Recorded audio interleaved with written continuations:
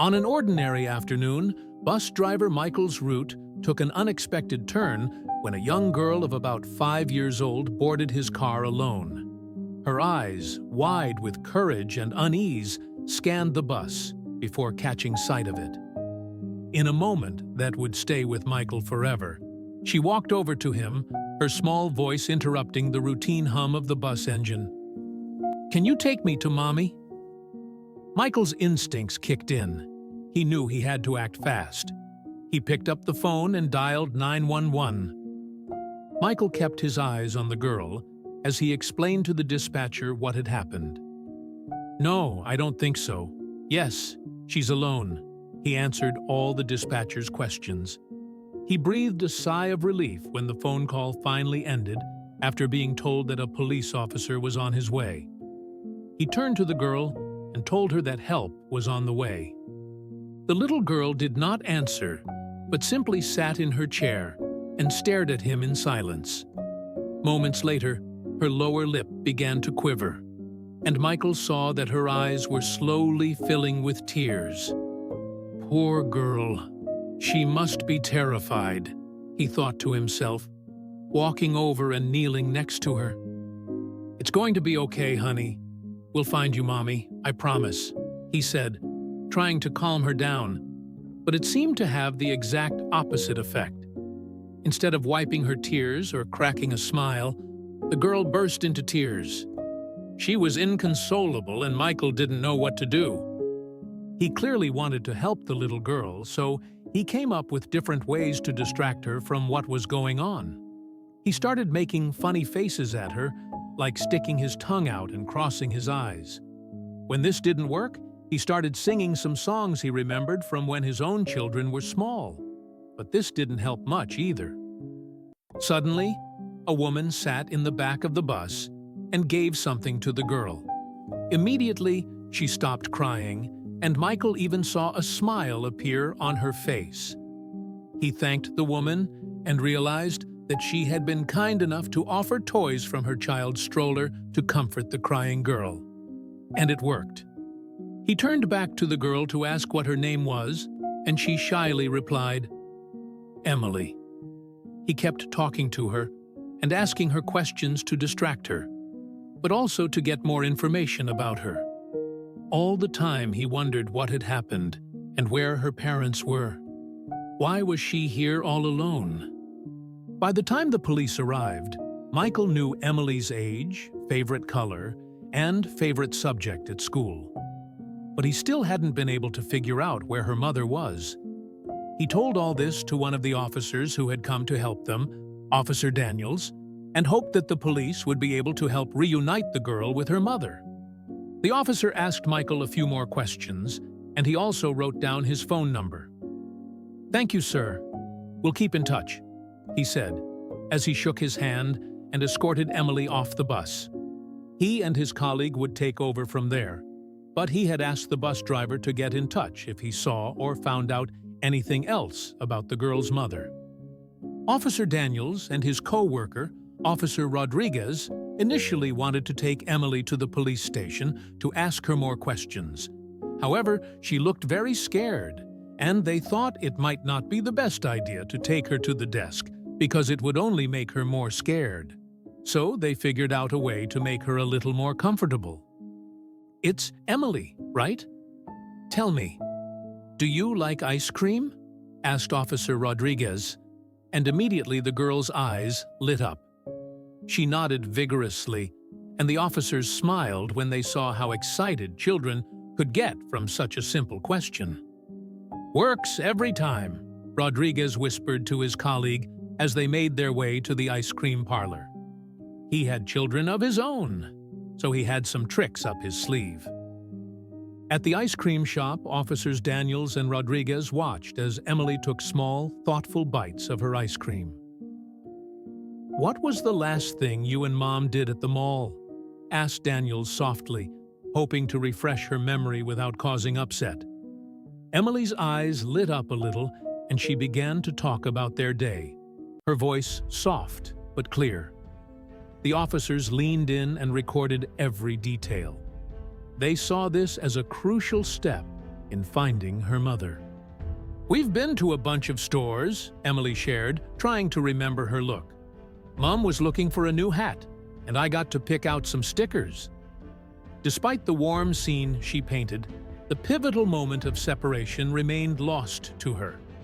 The details surrounding her mother's disappearance were obscured in a child's focus on the moments of joy, forcing the agents to piece together the fragments of a broader picture. Emily's story was a mosaic of innocence, her memories painting a day full of small pleasures before it turned into uncertainty. "Then Mom told her to talk to someone," Emily said, frowning slightly. Daniels and Rodriguez exchanged glances and recognized the importance of these excerpts. Through Emily's eyes, they were putting together a timeline, though each piece seemed to float in a sea of childlike simplicity. "And then I couldn't find her," Emily whispered, the joy of the ice fading. This confession struck a chord with the officers. A normal day had ended abruptly in confusion for Emily. Daniels gently placed a reassuring hand on her shoulder, showing understanding without words. The severity of Emily's sudden loneliness made their search for answers even more urgent. As the ice cream visit came to an end, Daniels and Rodriguez pondered. Emily's fragmented memories, innocent but insightful, had provided them with valuable clues, albeit surrounded by questions. The mall, with its myriad of stores and distractions, was now at the center of their research. Determined, the officers planned their next steps, hoping that the environment would provide the clues needed to reunite Emily with her mother. At the station, officers Daniels and Rodriguez crowded around a monitor, the grainy footage coming to life. There, in the midst of the crowd, stood Emily, holding hands with her mother. This first glimpse of the pair together at the mall offered a starting point, a tangible clue amidst the uncertainty. The hustle and bustle of shoppers added to the challenge, but the officers were undeterred, their focus sharpened by the potential breakthrough. A sudden separation, the footage continued, revealing the critical moment when Emily's grip on her mother's hand slipped. One moment, they were still together. The next was Emily, a small figure among the shoppers. The officers watched, their hearts sinking as they witnessed her confusion. This visual confirmation of the separation was crucial and marked the moment when Emily's ordinary day took an unforeseen turn into the unknown. Daniels and Rodriguez followed the mother's path through the busy mall. Every step she took was tracked, and every turn was analyzed in the hope of discovering her destiny. The surveillance tapes became their map, guiding them through the maze of shops and corridors. But as they progressed, the clarity they sought seemed to dissolve into the crowd, each trace becoming more blurred. Frustration mounted when the images finally showed no sign of Emily's mother. Despite the officers' meticulous investigation, her trail disappeared as if swallowed by the crowd. The grim reality of reaching a dead end loomed over them, a bitter pill to swallow in their search for answers. This setback, however, did little to diminish their resolve. It only fueled their determination to solve the mystery.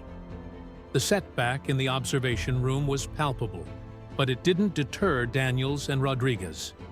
Their determination to find Emily's mother was strengthened by the challenges they faced.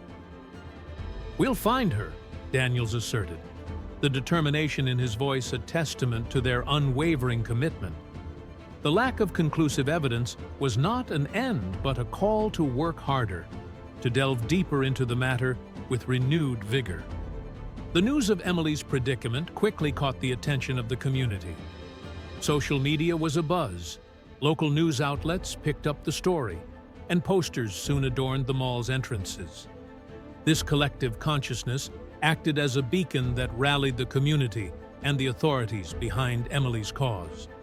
It was a call that no one could ignore, and that set in motion a large, coordinated effort to find her mother. At the heart of the mall, management teams sat with law enforcement to strategize for their next step. Announcements echoed through the halls, and digital displays flashed images of Emily with her mother, alongside contact numbers for tips. This collaboration between the mall and local police turned the space into a hub of hope and action, with each entity playing a crucial role in the search. As shoppers walked through the stores, many paused to read the flyers or look at the screens that depicted Emily's story in detail. Employees behind the counters whispered among themselves, their eyes scanning the crowd looking for someone who looked like Emily's mother. This wave of vigilance turned every person in the mall into a potential key to unraveling the mystery, their collective gaze sharpened by a shared mission. The concern for Emily was palpable. Strangers spoke words of hope, volunteers handed out flyers outside the mall, and social media groups were abuzz with theories and messages of support. This collective empathy underscored a deep sense of community. Emily's story had touched the hearts of many and brought them together in a shared desire for her family to be reunited. In the silence of their office, Daniels and Rodriguez went through the incoming tips, each call and message a potential clue. The anticipation was heavy, a mix of hope and the fear of dead ends. With each passing hour, the pile of notes grew, but so did the determination of the officers. They knew that in this sea of information could lie the crucial clue that would bring Emily back to her mother. The sun was setting as Michael, the bus driver Emily first discovered, clocked out after his shift. Instead of going home, he was driven by a sense of duty to the little girl he had promised to help. Michael joined the volunteer search team and felt personally involved in the case. His actions were driven by a deep desire to reunite Emily with her mother. As dusk turned to night, groups of volunteers, including Michael, spread out throughout the mall and the surrounding area. Their questions about Emily's mother were answered with a variety of responses, from concern to eagerness to help. The collective effort was a testament to the community's determination. Each participant repeated the same question, hoping for a clue that would lead to Emily's mother. The search team was a vivid illustration of community spirit in times of crisis. Side by side, citizens and officials combed every corner, merging their diversity into one force, driven by concern and hope. This unity, this blending of backgrounds for a common purpose, showed the profound impact of collective action in the face of adversity. Throughout the night, the search yielded bits and pieces of information, each little trail a possible step closer to finding Emily's mother. Although progress was slow, the picture that emerged of the day's events gave a glimmer of hope. This patchwork of clues, while incomplete, fueled the team's determination, their optimism untainted by the challenges they faced. The tireless work of the volunteers emphasized a fundamental truth: compassion is a powerful force. Their unwavering commitment, fueled not by commitment, but by genuine concern, underscored a shared belief in the community's impact. This collective effort, rooted in empathy and the desire for a happy ending, was a beacon of hope in the search for Emily's mother. The breakthrough came unexpectedly. A local shopkeeper approached the officers and said he had seen a woman in distress who matched Emily's mother's description. Her anxious demeanor and hurried stride were etched in his memory. This seemingly small trail gave a glimmer of hope. It was the clearest indication yet of her presence at the mall, and signaled a new direction in the search for answers. With the retailer's information in hand, officers Daniels and Rodriguez began to put the puzzle together. They painstakingly mapped out the timeline of events leading up to the moment Emily was found alone. Every detail the shopkeeper provided was scrutinized and helped build a story about the mother's last known movements in the busy area of the mall. The story that emerged was one of urgency. The officers deduced that Emily's mother had left the mall in a hurry. This haste suggested that something or someone had hastened her sudden departure. The pieces of the puzzle pointed to an unseen, urgent scenario that had unfolded that had led to the separation of mother and child. Daniels and Rodriguez, along with the mall's security team, delved into the circumstances surrounding the rushed departure. They looked at more footage, talked to other shopkeepers, and considered every possible reason for such a quick departure. The joint effort was a testament to their determination to understand the full context of the events of that day and thus get closer to the truth. Armed with the retailer's new insights and additional surveillance footage, the investigation moved faster. The agents expanded their search to possible destinations that Emily's mother might have rushed to. Hospitals, family homes, and other locations that could have attracted her in a crisis were now part of their focused efforts, pursuing each trail with renewed urgency. In the early hours of the morning, a janitor discovered a phone on a couch, oblivious to its significance. It was Emily's mother's phone. Upon learning of the find, officers Daniels and Rodriguez saw that it was a crucial piece of evidence. The phone, lost in the chaos, now contained potential answers to the pressing questions surrounding her sudden disappearance.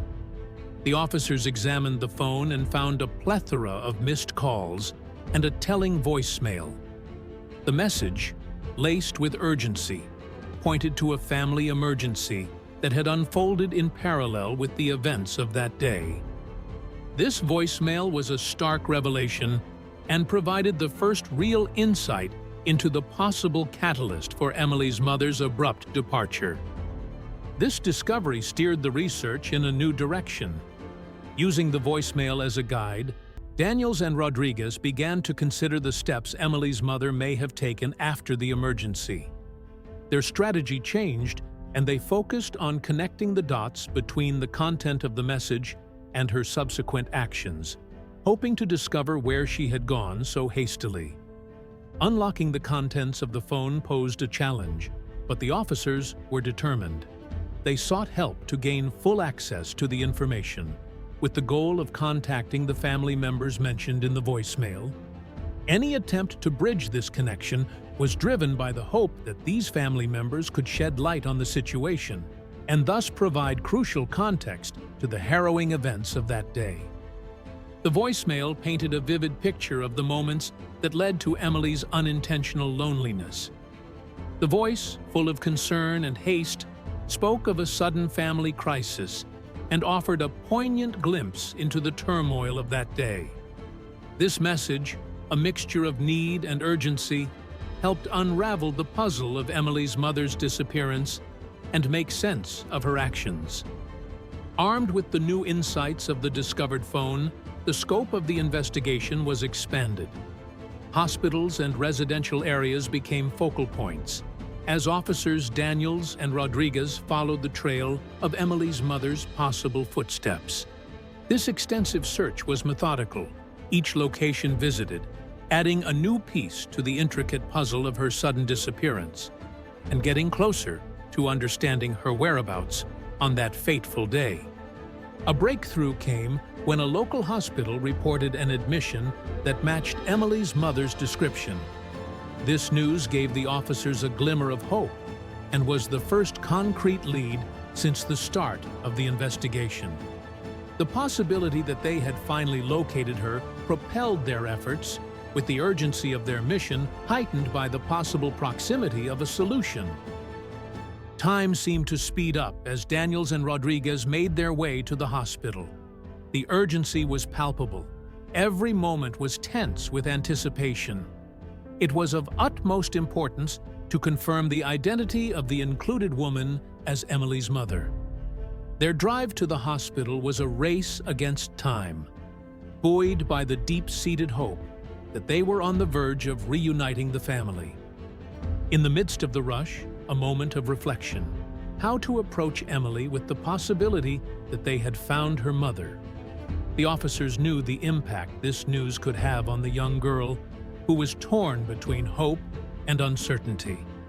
It was crucial to devise a strategy that balanced sensitivity with the urgency of the situation, taking into account the emotional turbulence that such news could cause for Emily. As they approached the hospital, the weight of anticipation weighed heavily on the officer's shoulders. The prospect of reuniting Emily with her mother was within reach, but so much depended on the following moments. This weight was not only professional, but also deeply personal, as they could imagine the potential joy and relief that their efforts could bring to a family torn apart by circumstances. The hospital loomed large as Officers Daniels and Rodriguez, with Emily in tow, stepped through the doors. The air was thick with a mix of disinfectant and fear.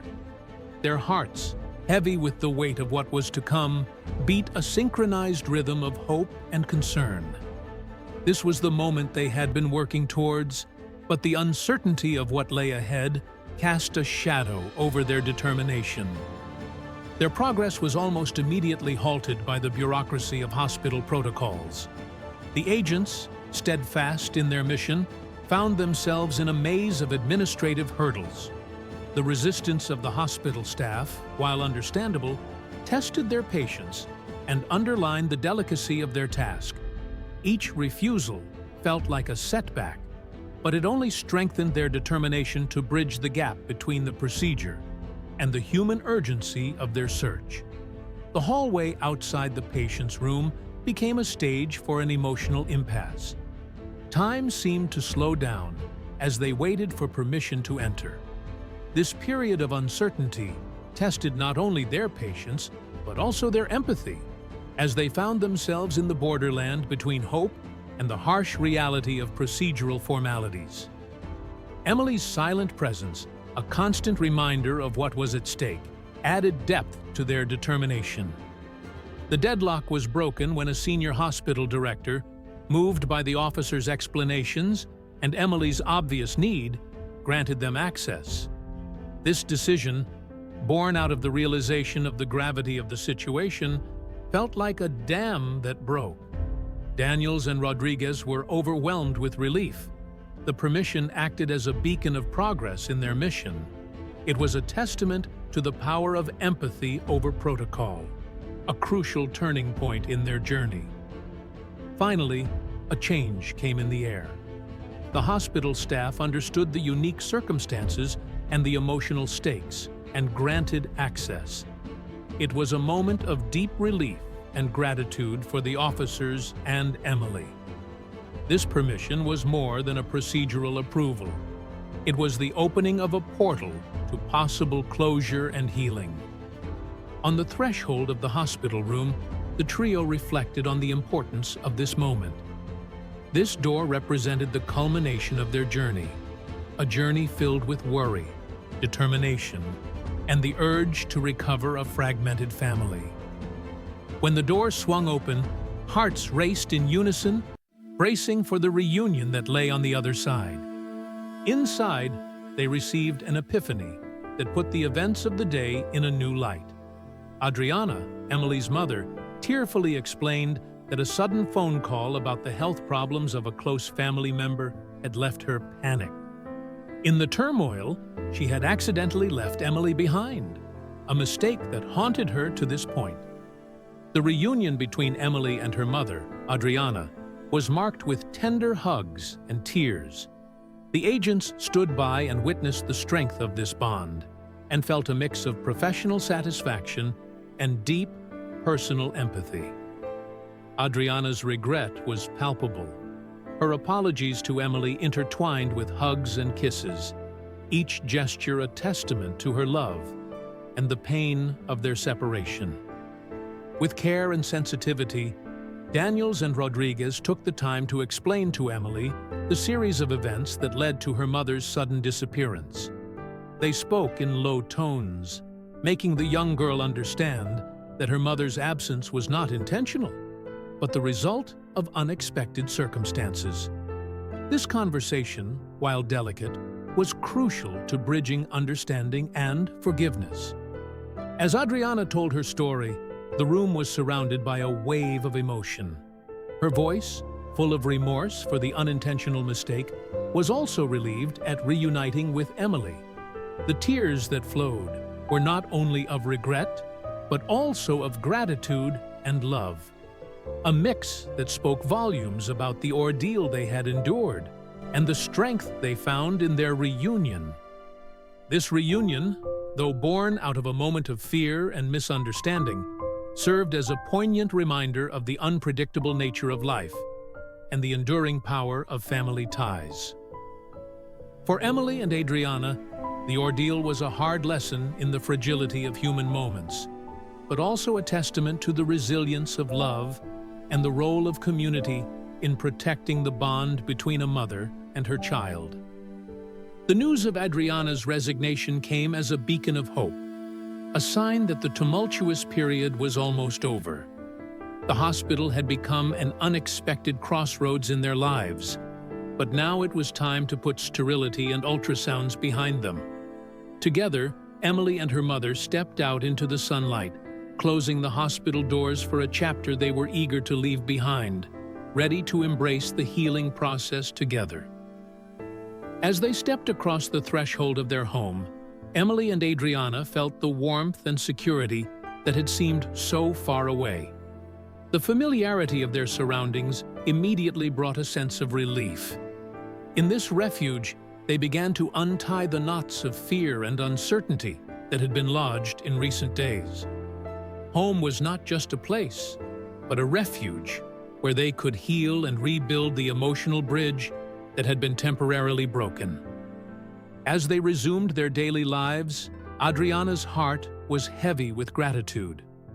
The unwavering dedication of the officers and the outpouring of support from the community were overwhelming. She realized that this ordeal involved not only finding Emily, but also discovering a network of care and engagement that kept them afloat when they were most vulnerable. This sense of community was a silver lining in their dark cloud. The experience had been harrowing, yet Emily and Adriana found invaluable lessons in it. They learned to cherish each other more deeply and to recognize the strength in vulnerability. The kindness of strangers had left an indelible mark on their hearts and taught them how boundlessly generous the world is. This ordeal had changed their understanding of family and community and brought them closer together. Looking back, the journey from despair to reunion was a testament to their resilience. Emily and Adriana's story became one of hope, of the collective strength of community, and of the love of a mother who endured the toughest trials. As they moved on, the ordeal remained a powerful story of overcoming, a reminder of their ability to courageously face life's uncertainties and emerge stronger together.